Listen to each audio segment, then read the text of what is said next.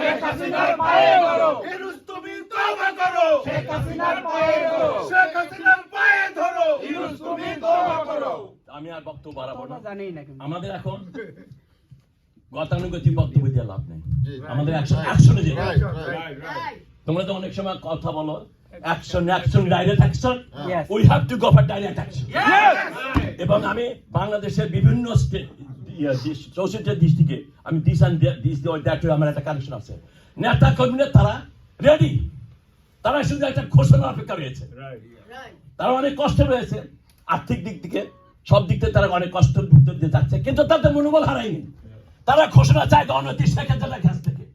আমার বিশ্বাস ওনার একটি কমিটি করতে হবে যেভাবে আমাদের মুজিবনগরে যে কমিটি করে মন্ত্রী পরিষদ হয়েছিল ওই রকম ধরনের একটা কিছু গঠন করে এখনই ঘোষণা দিতে হবে এবং যুদ্ধ ঘোষণা দিতে হবে এই খুনি ইউনূসের যে জঙ্গি বাহিনী দেশ শাসন করতে তাদের বিরুদ্ধে জনগণ আপনাদের সাথে আছে প্রবাসীরা আপনাদের সাথে আছে আসুন আমরা সেই স্লোগান তুলে আজকে এখানকে এই স্বেচ্ছাসেবকদের সুন্দর একটা সমাবেশ এই বিজয় দিবসে আজকে আমাদের সেটাই হোক শপথ আমরা কোনো আলোচনায় বিশ্বাস করি না অস্ত্র দিয়ে আমাদের শক্তি দিয়ে আমাদের স্বাধীনতা যে 30 লক্ষ শহীদের রক্তের দেশ আমাদের সেটা রক্ষা করতে হবে এই আশাবাদ ব্যক্ত করে আমাকে আজকে আপনারা এখানে ডেকেছেন সেজন্য ধন্যবাদ জানিয়ে আরেকটি কথা বলে শেষ করবো আমাদের এখন সমালোচনা করার সময় না কে কি করেছে সেটা বড় কথা না এখানে যারা আসছে 5ই আগস্টের সৈনিক তারা আমার মনে হয় উই আর অল হিয়ার 5ই আগস্ট পরে যখন ঘটনা ঘটছে তারপরে যুক্তরাষ্ট্র মাইতে যারা নেতৃত্ব দিয়েছে তারা প্রায় সবাই এখানে ডন্ট ওরি অন্যরা কেউ আসলো কি আসলো না you don't worry you learn how to break the bear তারা এখানে রাজনীতি করে না এবং সেটা আমি দুটি ঘোষণা দেব একটা হলো একটা দুষ্ট আকর্ষক সংবাদ ইউরোপিয়ানের প্রতিষ্ঠা সভাপতি শ্রী অনিল দাশগুপ্ত উনি আজকে ইন্তেকাল করেছেন মানে মাননীয় প্রধানমন্ত্রী সাংঘাতিক বিশ্বাস একজন ব্যক্তি ছিলেন আমাদের এখানে এক সংবর্ধনের সময় এখানে এসেছিলেন বক্তৃতা দিয়েছিলেন উনি আজকে মারা গেছেন আর দ্বিতীয়ত আমি একটা তীব্র প্রতিবাদ জানাতে চাই গতকাল বাংলাদেশ সোসাইটি এক অনুষ্ঠানে এক সুৎকর ইউনূসের পক্ষ হয়ে এক কুলঙ্গার এক বক্তব্য দিয়েছেন আমি সেখানে ধন্যবাদ জানাই আমি কংগ্রাচুলেট করি মামুনকে আমি আব্দুল সালামকে কংগ্রাচুলেট করি আমি মুজাহিদ ভাই কিন্তু ওখানে অনেকে ছিল না অনেকে ছিল ওখানে তারা কি করেছে আমি সব ছবি দেখেছি সবার ছবি দেখে তারা কি করেছে তারা মামুনকে ঠেকাইতেছে কেন তো মামুনকে ঠেকাইতে গেছো কেন তোমরা মুজাহিদ ভাইকে ঠেকাইতে গেছো মঞ্চে ছিল মহিউদ্দিন আমাদের সংগঠন সম্পাদক মঞ্চে ছিল আমার ভাইস প্রেসিডেন্ট আখতার হোসেন তারা স্টপ করেনি কেন তার সমস্ত বক্তব্য দেওয়ার সুযোগ কেন পেল তার আপনারা যদি খেয়াল করে থাকেন সে বঙ্গবন্ধু থেকে শুরু করে জননেত্রী শেখ হাসিনা সবাইকে সে খুনি বলেছে সে কি না এমন কোনো কাজ নাই সে বলে নাই কিন্তু এত কথা বলার সুযোগ সে পেল কেন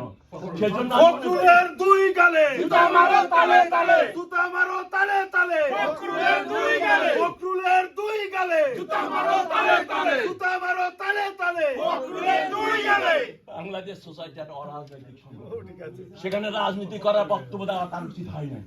কিন্তু সেটা বন্ধ করা উচিত ছিল সিনিয়র ভাইস প্রেসিডেন্ট আবার বলি আমার যুক্তরাষ্ট্র আওয়ামী লীগের সাংগঠনিক সম্পাদক হয়েছি ওখানে উচিত ছিল আমাদের সঙ্গে আছে মুখ খোলার সাথে সাথে আমার senior vice president Akhtar Hossain ওখানে উপস্থিত ছিল সমচিত নাজার ওখানে উপস্থিত ছিল লুৎফুল করিম এদের উচিত ছিল প্রতিবাদ করেছেন এবং সেই জন্য আমি মনে করি এরা কোনদিন আমাদের সাথে আসে না এরা আসবেও না এখন আমাদের প্রমাণ হয়ে গেছে বঙ্গবন্ধুর সৈনিককে জননেত্রীর সৈনিককে কে পছন্দ কেউ ভালোবাসে অতএব চিন্তা করুন না আমরা এই সংখ্যা নিয়েই জননেত্রী শেখ হাসিনার নেতৃত্বে আমরা বাংলাদেশ ফিরে যাবো এই বিশ্বাস আমার আছে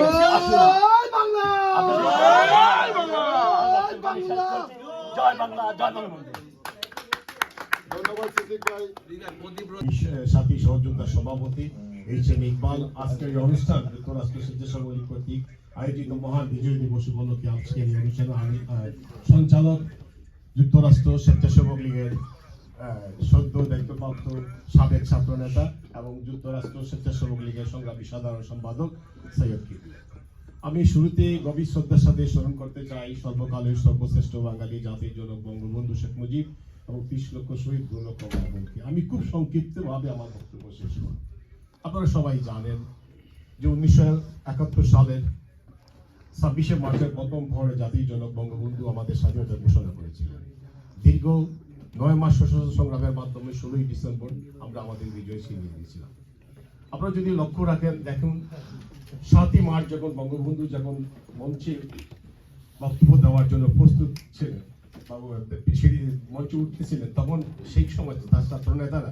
সে মঞ্চ থেকে বক্তব্য দিয়েছিলেন, বীর বাঙালি অস্ত্র ধরো, বাংলাদেশ স্বাধীন করো, তোমার আমার ঠিকানা বদনাম একলা জীবনা। এর আগেতেই কিন্তু এই আমাদের মুক্তিযুদ্ধের ইতিহাস শুধুমাত্র 26শে মার্চ 1971 আর 16ই ডিসেম্বরের মধ্যে সীমাবদ্ধ নয়। আজকে আপনি দেখুন,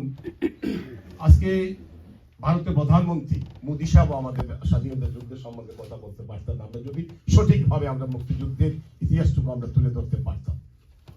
আজকে আমাদের 71-এর যে তারা মুছে ফেলার যে ডিলিট বটম দিতে চাচ্ছেন, 71-এর মুক্তিযুদ্ধ শুধুমাত্র 9 মাসের মুক্তিযুদ্ধের মধ্যে সীমাবদ্ধ নয়। আমরা এই জিনিসগুলো ব্যর্থ হয়েছিলাম, আজকে আমাদেরকে এই কথাগুলো শুনতে হচ্ছে। আপনারা সবাই জানেন আজকে আমাদের অ্যাটর্নি জেনারেল একটি অত্যন্ত মূল্যবান কথা বলেছেন, যে আমরা সবাই জানি যে আমাদের প্রিয় নেত্রী জননেত্রী শেখ হাসিনা কিন্তু পদত্যাগ করেন, এটা তো সবাই জানেন। রাষ্ট্রপতিও দিতে পারেন না, রাষ্ট্রপতি নিজে খুঁজে পান নাই। ঠিক তেমনি আমাদের প্রধান বিচারপতি বা অ্যাফিলিয়েট ডিভিশনের যে আমাদের সংবিধানে যখন ছিল না অন্তর্বর্তীকালীন অবৈধ সরকার যেটা আছে, আমাদের সংবিধান অন্তর্বর্তীকালীন সরকার ছিল না, তখন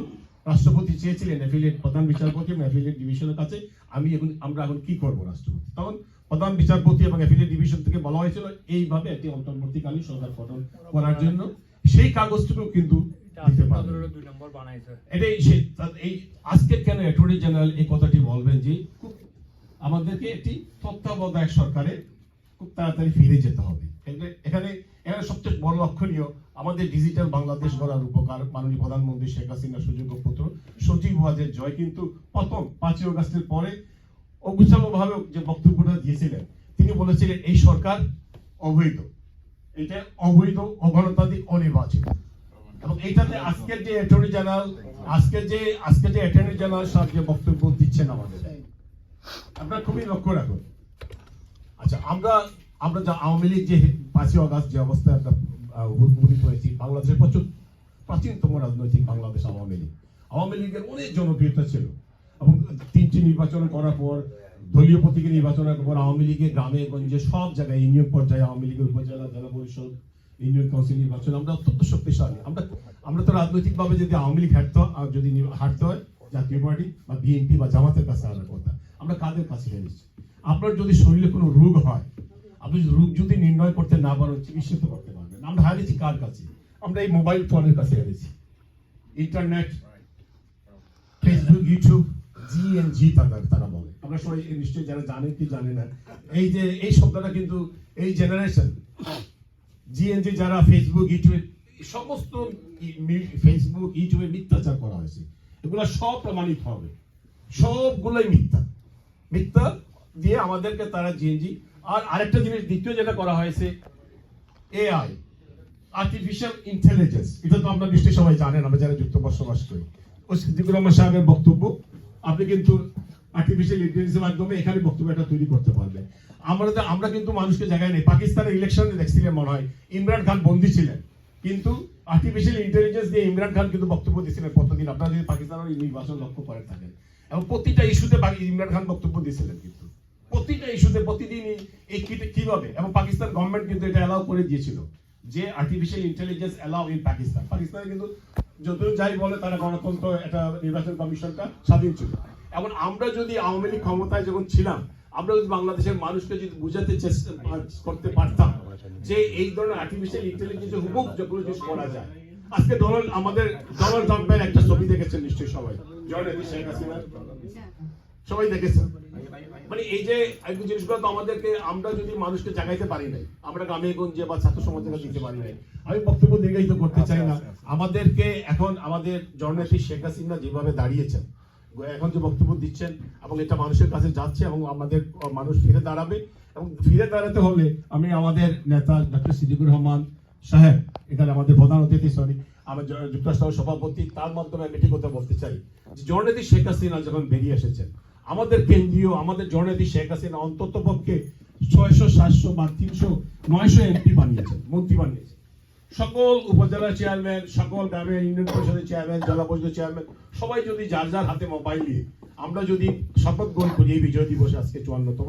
10ই জানুয়ারি বঙ্গবন্ধু স্বদেশ প্রত্যাবর্তন দিবসকে সামনে রেখে আমরা যদি শপথ গ্রহণ করি, আমরা সবাই মোবাইল হাতে নিতে হবে। প্রতিটা গ্রামের চেয়ারম্যান যারা মেম্বার ছিলেন, আওয়ামী লীগের নেতা, ইউনিয়নের প্রেসিডেন্ট সেক্রেটারি, উপজেলা আওয়ামী লীগের প্রেসিডেন্ট সেক্রেটারি, সর্বস্তরে ছাত্রলীগ, যুবলীগ এবং এমপি মন্ত্রী সবাই যার যা কিছু আছে, আগামী 10ই জানুয়ারি আমরা পালন করব।